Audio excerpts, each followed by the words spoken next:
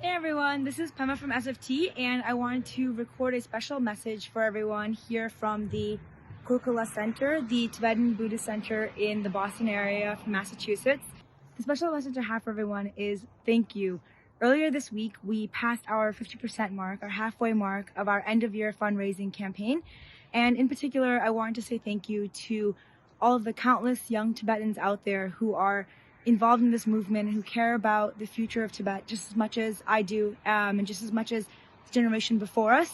I also want to thank all of the allies that have done so much to support the work and leadership of young Tibetans around the world. And last but not least, I want to thank supporters around the world that have contributed to be able to make such an incredible and powerful network like SFT into a reality.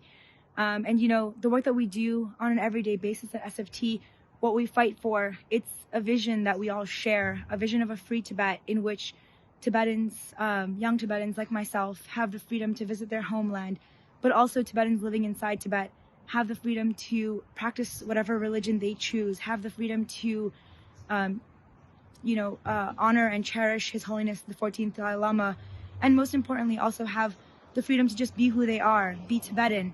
At SFT, we say oftentimes, existence is resistance, and that's a statement that means so much for Tibetans and our allies like Hong Kongers and Uyghurs around the world.